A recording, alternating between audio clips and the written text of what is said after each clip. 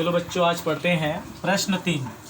जैसे आपको समीकरण के बारे में आपको बताया गया था कि समीकरण के हल है या नहीं, या समीकरण के मान है या नहीं, तो इसके पश्चात हम देखते हैं समीकरण का क्या करना है, हल करना है। तो इसमें क्या है, किसी भी विधि से हल करना है। तो आपको बताया गया था विधि क्या है, पहला प्रतिस्थापन विधि, आलेखी विधि और वज्र गुणन विधि और विलोपन विधि। तो इसमें से आप कोई भी विधि का इसका प्रयोग कर सकते हैं। तो मैं इसमें सभी विधियों का एक एक क्वेश्चन यहाँ पे बताने का फिर हल करके आप लोग को बताऊंगा। तो इसमें आपका जो जैसा लगे, जिस विधि से भी आपको करना है तो कर सकेंगे, लेकिन सभी विधि की जानकारी रहना चाहिए, क्योंकि कभी प्रश्न में पूछा जाता है इस विधि से हल कीजिए, तो आप उसी विधि से हल करेंगे तब आपको क्या है, इसमें इस प्रश्न का पूरा नंबर मिल पाएगा। अन्यथा जैसे आप जो जानते हैं, जैसे आपको पूछा गया है इसको जैसे प्रतिस्थापन विधि से हल कीजिए, तो आप प्रतिस्थापन विधि नहीं जानते और विलोपन विधि से हल करोगे तो शायद आपको नंबर नहीं दिया जा सकता। तो इसमें देखें हल की प्रक्रिया इस विधि से कर रहे हैं अपन, प्रतिस्थापन विधि से। ध्यान देंगे, पहला क्या है, ये विधि बताया गया है प्रतिस्थापन, इसके बाद आपको बताया जाएगा विलोपन, विलोपन के पश्चात है वज्र गुणन, और आलेखी विधि का भी बताया जाएगा। जैसे आपके सवाल स्वरूप में आएगा तो इसमें भी आलेखी विधि का भी बता सकते हैं। तो देखें एक एक विधि का एक एक क्वेश्चन आपको हर जैसे प्रश्नगत होगा तो उसमें मैं बताऊंगा, बीच बीच में भी बता सकता हूं। तो यहाँ पे देखेंगे पहला विधि है प्रतिस्थापन विधि। अब यहाँ पे देखें हल, x ऋण y बराबर ऋण 1, इसको हम क्या है, पहला समीकरण मान लेते हैं। क्या माने इसको, पहला समीकरण। फिर यहाँ पे देखें 3x ऋण 2y बराबर 12, तो इसको हम मान लेते हैं क्या है, ये दूसरा समीकरण है। तो हम देखते हैं समीकरण 1 से क्या कर रहे हैं, एक में वो देखेंगे। तो यहाँ पे देखें समीकरण 1 क्या है, x ऋण y बराबर क्या है, ऋण 1।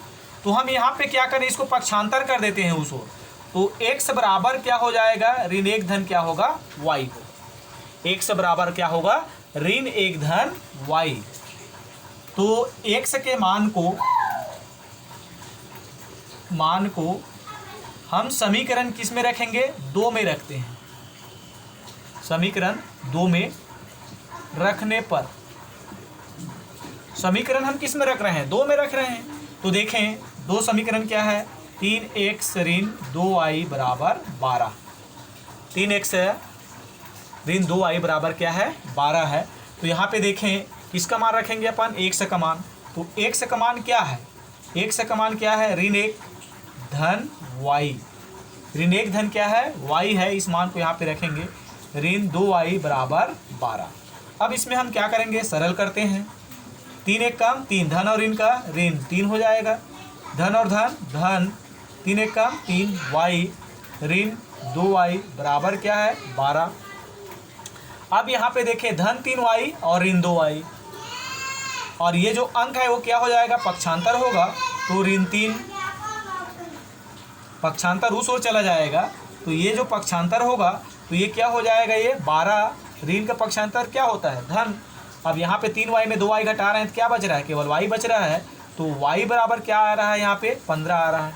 कितना आया y बराबर 15, यानी y का मान कितना आ गया, 15। अब इसमें आप इस y के मान को आप जो x के लिए निकाले हैं उसमें आप रख सकते हो।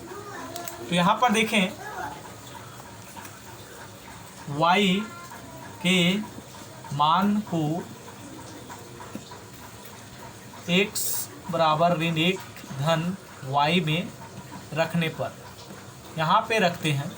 तो यहाँ पर देखें x बराबर ऋण 1 धन y का मान कितना है, 15। तो x बराबर क्या हो जाएगा, ऋण 1 धन 15। यहाँ पे देखें दोनों चिन्ह क्या है, अलग अलग है। यहाँ पे आप गलती कर सकते हैं, क्योंकि यहाँ पे आप लिख सकते हैं, आप तो चाहें तो आप लिख सकते हैं कि धन 16 होगा, या फिर आप लिख सकते हैं धन 14 भी होगा, या फिर ऋण 14 ऋण 16। तो यहाँ पे आपको करना क्या, अलग अलग चिन्ह है। तो बड़े में आप क्या करेंगे, छोटे को घटाएंगे। बड़ा चिन्ह होगा तो उसके अनुसार, बड़े चिन्ह के अनुसार आपको उत्तर देना है। जैसे 15 में आप 1 कम करें, कितना हुआ, 14। तो ये बड़ा चिन्ह कौन सा था, धन, तो धन क्या होगा, 14। तो इस तरह से ये आपके समीकरण के हल होते हैं। x बराबर के मान कितना आ जाता है, 14, और y का मान कितना आता है, 15। तो इस तरह से इसके क्या है, ये समीकरण के हल के आंसर है, x बराबर 14 और y बराबर 15। तो इस तरह से कौन सी विधि से आपका ये बताया गया, अभी प्रतिस्थापन विधि से बताया गया। किस विधि से बताया गया आपको, प्रतिस्थापन। अब इसी में और बता देता हूँ मैं किस विधि से बता रहा हूँ अभी, विलोपन विधि से। देखें कि विलोपन विधि से कैसे हल निकालते हैं, इसी सवाल में ही आपको बता रहे हैं। दो विधि का ज्ञान हो जाएगा, फिर अगला विलोपन वज्र गुणन और आलेखी विधि फिर आपको बाद में बता देंगे। अब यहाँ पे देखें विलोपन विधि से, किस विधि से कर रहे हैं, विलोपन विधि, यानी विलोप करना है। देखें हल, x ऋण y बराबर क्या है, ऋण 1, 3x ऋण 2y बराबर क्या, 12। तो हम मानेंगे क्या, समीकरण 1 और ये क्या है, समीकरण 2। अब इसमें देखें एक चर का विलोप करना है, आप चाहें तो ये y का चर का विलोप करो या फिर x चर का। तो क्या करें, तो ये होगा, तो हम देखें यहाँ पे समीकरण 3x, तो इसको हम 3x लाएंगे, किससे गुणा करेंगे, 3 से गुणा करेंगे। समीकरण 1 को 3 से गुणा कर समीकरण 2 में दोनों धन धन है, क्या करना पड़ेगा, घटाना पड़ेगा। घटाने पर देखें गुणा कैसे हो, किससे गुणा करना है, 3 से। तो 3 किससे गुणा कर रहे हैं, एक से ऋण वाई, एक पक्ष है, तो अगला पक्ष को भी आप किससे गुणा करेंगे, किससे गुणा करेंगे, 3 से ही गुणा करेंगे। 3 गुणित क्या होगा, ऋण 1, यानी गुणा की जो प्रक्रिया है 3 से गुणा, यानी दोनों पक्ष में करना है, बायां और दायां। तो यहाँ पे 3 इस ओर किए, तो इस ओर भी आपको गुणा करना है। यहाँ स्पष्ट है, समीकरण 1 को 3 से गुणा कर समीकरण 2 में घटाने पर। तो यहाँ पे देखें गुणा की प्रक्रिया कितना आया, 3 एक कम 3x, धन और ऋण, ऋण 3 एक कम 3y, धन और ऋण, ऋण 3। तो ये जो आप मानना चाहें तो इसको आप समीकरण 3 मान सकते हो। अब इसमें क्या है, घटाने पर, तो हम इसमें घटाएंगे। देखें 3x ऋण 2y बराबर 12, अगला क्या है, 3x ऋण 3y बराबर ऋण 3। अब इसमें क्या कर रहे हैं, घटा रहे हैं, तो धन है तो ऋण होगा और ऋण है तो धन होगा, ऋण है तो धन होगा। अब आपको ये चिन्ह भूल जाना है, आपको इस चिन्ह के हिसाब से चलना है। 3 में 3 घटाएं, कितना है, कट जाएगा, 0 हो जाएगा। अब यहाँ पे देखें ऋण 2y धन 3y, तो धन वाला बड़ा है, तो 3 में 2 घटाएंगे, क्या होगा, 1, यानी 1y आया बराबर। अब 12 ये चिन्ह है क्या, नहीं, धन 3 है, तो 12 में 3 जोड़ेंगे, कितना होगा, 15। तो इस तरह से y का मान कितना आ गया, 15। इस y के मान को आप समीकरण कोई भी में रखेंगे, जैसे इस y के मान को समीकरण 1 में रखने पर, यानी y के मान को समीकरण हम किस में रख रहे हैं, 1 में रख रहे हैं। तो 1 क्या है, 1 से ऋण y बराबर ऋण 1। तो समीकरण के मान y का मान कितना लाए हैं, 15 लाए हैं, तो इसको हम 15 रखते हैं। 1 से ऋण 15 बराबर ऋण 1, तो 1 से बराबर क्या हो जाएगा, पक्षांतर करेंगे, ऋण 1 धन 15, यानी ऋण है उसका पक्षांतर धन हो जाएगा। तो 1 से बराबर क्या होगा, 15 में 1 घटाएंगे तो कितना होगा, 14 होगा।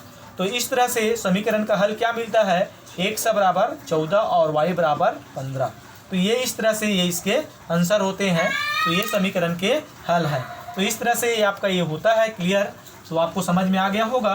दो विधि आपको बताया गया, एक प्रतिस्थापन और दूसरा क्या बताया गया है, विलोपन। तो जो विधि आपको सरल लगा होगा उस विधि से आप क्या है, ये जो प्रश्न है तीसरा प्रश्न, इसको आप हल कर सकते हैं।